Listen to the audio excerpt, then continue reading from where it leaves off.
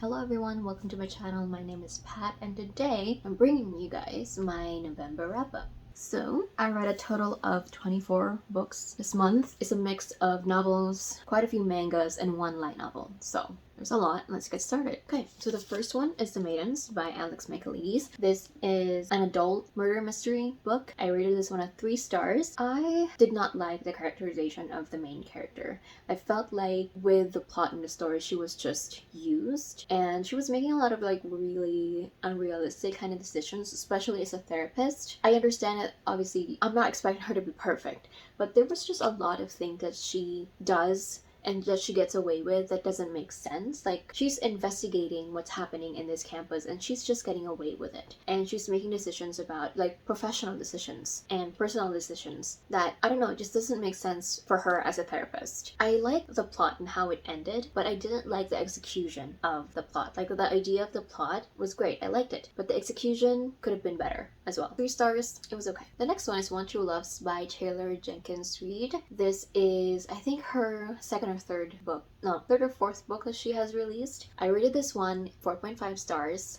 I really like this one. It deals heavily with the topic of grief, moving on, and allowing yourself to fall in love again. Because the story here is our main character marries her high school sweetheart. They've been together for a very long time, but on their first year anniversary on a work trip, he goes missing. His plane crashes, he was never found, and years later she is now newly engaged again. She has moved back to their hometown. Her husband was found. It's her dealing with that because she has already grieved him, and then he comes back. She's already moved on. She's about to get married, and she's allowed herself to love again, and her life is different from the way their life was before. Does she go back to being with him, or does she move on? And it's very, very, very emotional. I actually heard after reading this book that this was going to be a movie as well, featuring Simu Liu as Sam, who is the main character's new fiance, and I'm really looking forward to that. And yeah, it was really heartbreaking. It made me cry a lot. It was very emotional for me to read, but yeah, 4.5 stars. And the same with a lot of her books. Her characters feel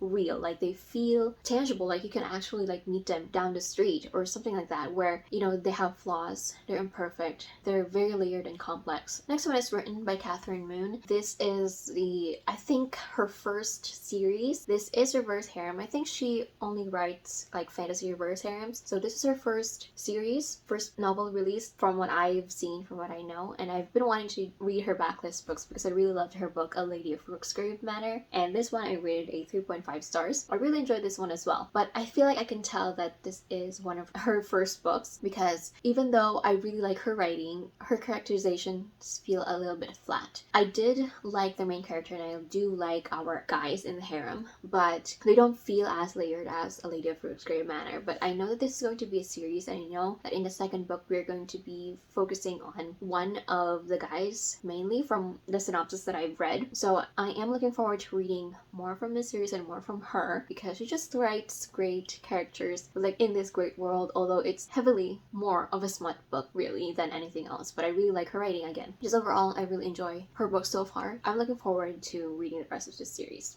Next, finally got to As Good As Dead by Holly Jackson. This one I predictably rated a 5 stars. It kind of gave me the same feeling as the second book and the first book kind of combined, where the second book made me so emotional. Like, I was literally in bed. It was like 2 a.m. I remember reading it. It was like really early in the morning and I was crying. I was like sobbing, crying, painful kind of crying. And it gave me that. And it was an unexpected thing for me to feel because this is a YA murder mystery. So I'm expecting, me getting scared, getting mind blown by the twists, or like really just having fun time with these tense moments, which I did. I didn't expect it to be as emotional as it did, and it gave me that here. And I did not expect the twist that we see here. This is divided in 2 parts, and the ending of that first part that kind of sets up the second part, I did not expect, and I love it. I love this book. This is YA, but so we have this main character, right? This is YA. She's a teenager. She's about to graduate high school, and she's discovering these secrets in her small hometown. Secrets about the people that she's grown up seeing and grown up, forming relationships with. And it kind of messes with you. And the things that she goes through the first, second, and this third book as well are very traumatizing, and we see how that affects her. Because a lot of the times with, especially YA murder mystery, we don't really see how the characters get really, really affected by these very traumatizing things that happen to them. And for her, especially in this book, it's very traumatizing, and we can see that she's struggling with it and how it affected her personal life and her school life, and how kind of that changes her future as well. And I really love this one, and hopefully, I don't know, I kind of wish that we get more of Pip and we get more of her story now with her being in college, and a new adult version of this story, because I just really enjoyed the way the mystery is in each of the books, especially following Pip, who I really like her characterization. I really like her. So 5 out of 5 stars. Really enjoyed this one. So the next one is Scream for Us by Molly Doyle. This is a novella, a spicy, smutty novella, also reverse harem, set around Halloween. This is also really, really dark. So for all of these books, check the trigger warning. But for this one, there is murder, there is violence, there is self-harm, bullying. There's a lot, but it's also very short. And this is just a quick read. I literally read this before I got up from bed in the morning. I read smut, enjoyed this one. 3.25 stars. I liked it. It was a lot of fun. Next one is House of Hollow by Kathryn Sutherland. This one I rated 4.5 stars. I would say plot-wise, not so much. Like character plot-wise, I think this book isn't really any of those two things mainly. I think this is really mainly the vibes, because this is a YA fantasy horror book. Although the characters are very interesting, with the three sisters who went missing when they were young and went back a month later. They vanished without any trace, and they came back a month later with no memories of their life before, and they've changed, and how that has affected their family, their parents as well, and in losing them, finding them again, and finding them changed. Eldest sister goes missing again, and they start discovering really what happened to them when they were kids, and more about who they are and the abilities that they now have, and why they're so different from before they went missing. And it's just vibes. It's just really creepy, atmospheric vibe, which I really like. So for people who are looking for really heavy plot, or really great characters, or layered, complex characters, I feel like you won't really find that here. I still enjoyed the plot and the characters, but it's really just the vibes for this one. So really enjoy this one. Next one is another Taylor Jenkins Reid book. This is After I Do. I think this one came before One True Loves. So this one I rated 3.75 stars. So this tackles a couple. They've been together for 10 years and they've been having a hard time with their marriage. So they decide to take a year apart where there are no rules, only that they don't contact each other ever, and they can do whatever they want in that year, and they come back and see if they can work on their marriage or keep their marriage. So this one, I wanted more of the relationship that they have, because we are only following them after they already have this issue with their marriage, and they're taking that year apart. But we don't really get to know or see them fall in love in those 10 years that they've been together. We see some glimpses of it when they first met, and they first, started getting to know each other, and kind of realizing that they were gonna get married pretty soon in their relationship. Despite that though, they still felt very realistic, like the other of Taylor Jenkins Reid's book. And this one discusses more of, marriage, family, and the different meanings of marriage from her grandmother, her mother, and her siblings as well. It's kind of an adult coming of age as well, with our main character already married. And yeah, 4.75 stars. I still really like this one, and I still really love Taylor Jenkins Reid's writing. So the next one is a duology. So we have Daughter of the Pirate King and Daughter of the Siren Queen by Tricia Levenseller. I rated this series overall at 3.25 stars. This one, I wanted more of the relationship, the romance, because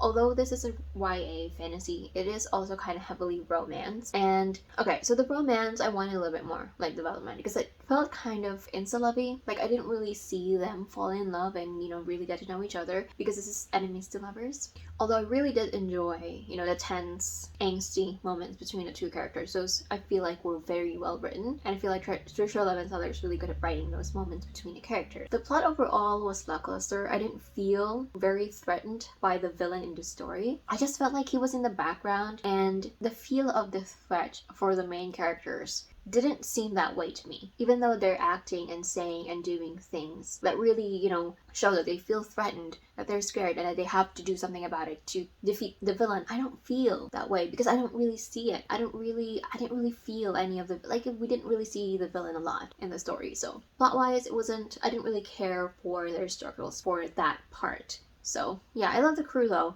The crew is like a found family type thing, which I really enjoyed. It was very heartwarming, and I love just being around those characters and their interactions. Very, cozy and warm. It's definitely a quick, fun read. This is very, very readable, and it also has heavier, darker undertones because the characters are pirates, so there's a lot of, killing and some gore, violence. And then I read The Shoutouts Between Us, also by Patricia Seller. I rated this one 3.5 stars. I did like this more, but the romance is really enjoyable. I really enjoy the chemistry between the main characters, and I love how they really form this kind of friendship in the beginning first, and they have this kind of mutual respect and understanding of each other in the beginning, which I really like. The ending though fell flat for me. A good amount of build up to, the main conflict of the story, but when we got there and to the ending, it's kind of didn't kind of live up to that tension that it was building up. So, it was okay. I enjoyed it. It was a lot of fun. Again, Patricia Seller writes really great moments between the main characters, the main leads, but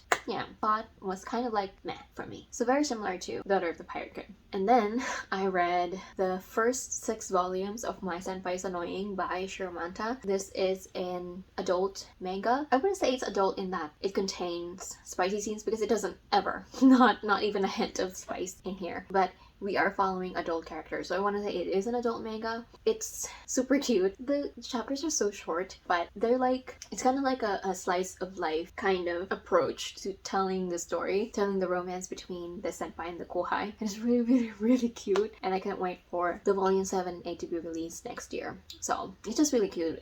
Literally, the chapters are super, super short. It's also very, very slow burn. They're still kind of building up to the romance. It's still mostly one-sided, and she's still in denial, honestly, but I think she's slowly just starting to accept it. So I'm really excited to see what will happen in volume 7 and 8. And hopefully we get more soon because they're just so cute. They're so adorable. I love this one. Did I say what I rated it? I rated it at 4.5 stars. And then we have Cemetery Boys by Aidan Thomas. I rated this one at 4.75 stars. Finally, I got to read it and I loved it. I love it so much. Yadriel and Julian are they're so cute. They're so cute. The mystery part of this one I did guess very, very early on, right when we met that character. I was like, oh yeah, it's that character for sure. Just, I felt it. So even though I did guess where it was gonna go and, the main villain in the story, I still really loved following Yadriel and Julian. Overall, it was mainly about them and falling in love, and especially with Yadriel, trying to prove himself to his family that he is a brujo, and Julian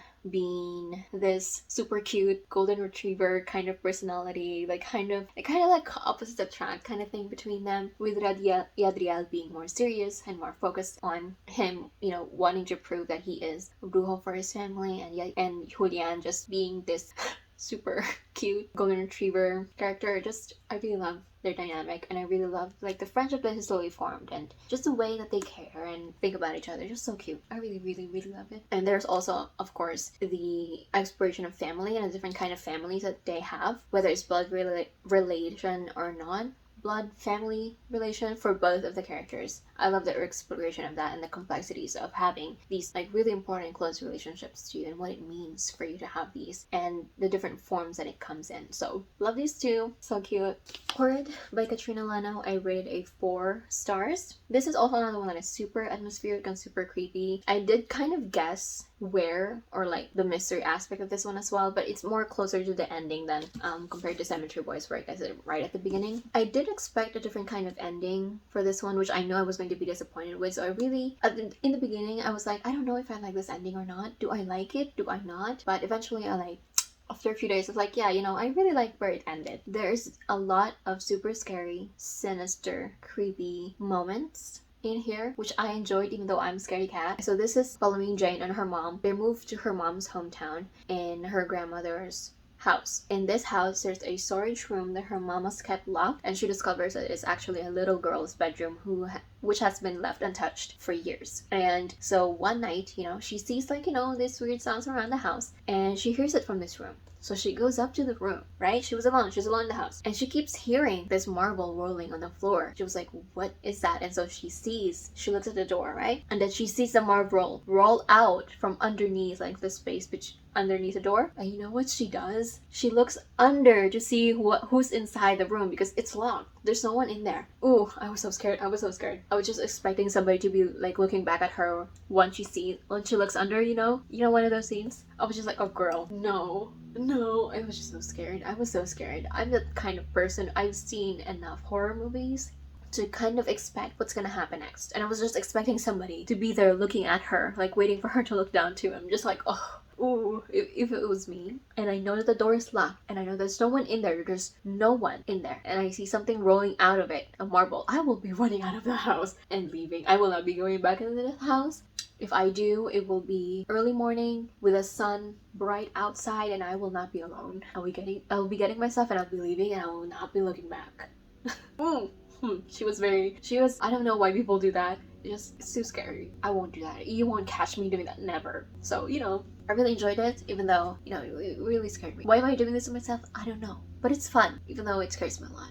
So, the next one is Arsenic and Adobo by Mia P. Manansala. This is the first book, and I think it's going to be a trilogy of like different cozy mysteries from this author. I rated this one a 4.5 stars. Now, I do want to say, plot-wise, and with it being a murder mystery, that kind of takes a step back. And I feel like this first book especially is just a setup to the rest of the series. This really just sets up, the culture, the family, and the different traditions, which I really love because I don't really read a lot of books by Filipino authors that feature our Filipino culture as like forefront of it. And I really love this one, like the exploration of the family, the food, obviously, the different traditions that we have, the pros and cons of having such a large, close, extended family. And this is a little bit triggering for me, a little bit, because of the fat shaming, fat phobia that is in here, that is very, very rampant in our culture. So because I grew up hearing fat phobic comments growing up, it was a bit triggering for me to see it here with kind of like the same feeling as I had growing up. In a way, that's realistic and is one of the negative things about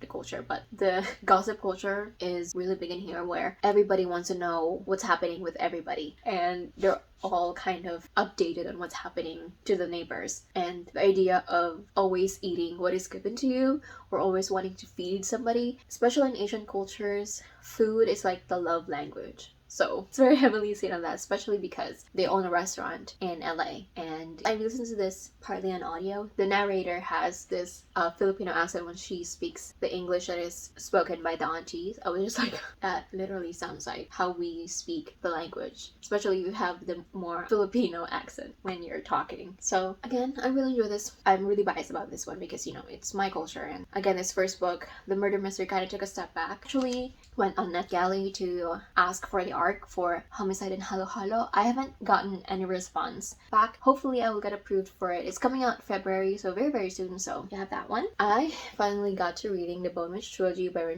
Chupeco. So this is a YA fantasy by a Filipino author. And I was so ready to go into this one loving it, but I liked it. But the beginning, like the first half of the book, was really confusing to me. I had to go online and search for different reviews where they talk more about the world building for me to fully for me to try to understand really what's happening in the world, because it's very plot heavy. So it was very confusing in the beginning, and I felt like we kind of lost our character in the plot of it because we didn't really get to know her. I felt like she was swept up by the plot and we didn't really get to know her before any of this happened to her. Like, we don't know what her dreams were. We didn't know, what she wanted to do for her life and what she wanted to do for herself. And even after she gets to this school where she's learned to be an Asha, a wielder of elemental magic, it felt like she was just kind of following what was being told that she has to do. And even though we're following her perspective, we didn't really get to see her own thoughts on what's happening to her and what she wants to do instead of, or outside of, kind of reacting to what's happening around her in a plot. I did really like her character. I felt like with it being a dual timeline kind of story, I felt like it wasn't used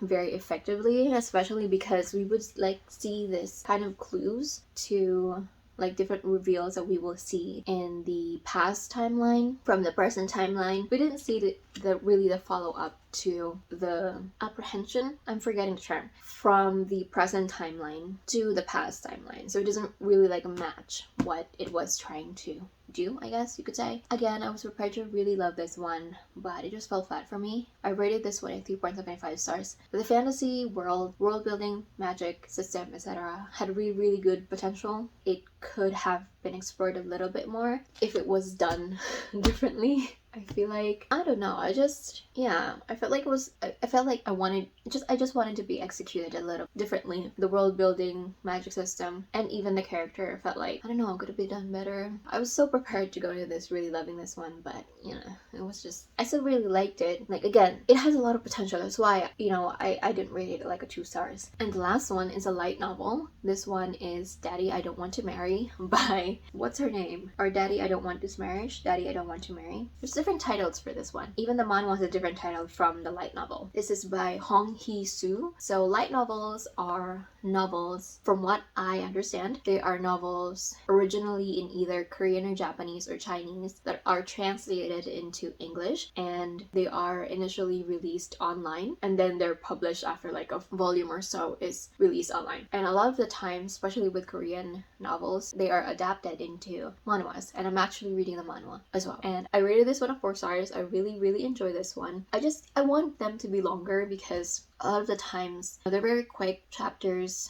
very quick volumes. Like, this is really short. The official English translation has only the first volume out. The second volume is out, I think, but it's only Kindle edition, or it's gonna be out soon. But I know that the novel is already completed in the Korean one, but the official English translation is taking a while, kind of like that. So I am gonna be continuing reading this one. There's only, I think, 3 novels for this one. Slowly getting into Korean light novels, but there are only like a few ones that have been officially translated. So, although I want to read the original novels because I've read a lot of the manhwas, there isn't a lot of like official English translations, and they can be like really expensive. Like for this one, I think this one only has under 300 pages, and again, it's very short. I read the ebook form of this one. It's $17.99, like the physical version of it, and the ebook version is like $8.99. I'm like, what? So it's very expensive, and it's very short too. The official like English translation of this one is also released online. So the volume 2 is currently being released online before it's fully available as like in an ebook form or a physical version. It's also really expensive though. So I want to read it, but like kind of really not worth it because it's just a little too expensive for me at this point. So yeah, we'll continue. Just it's gonna take a while for me to get to them. So that is it for this month's reading. I really if you notice, I like really was trying to get to this as fast as I can because there's a lot of books, although some of them are in a series. But yes, that is it for this month. I can tell for December I'm not going to be reading a lot, but I'm still really happy I still read a lot of books this year. That is it for this video. I hope you guys enjoyed. Tell me what you thought about these books if you've read them or if you're planning on reading them, and yeah, I'll see you on my next one. Bye!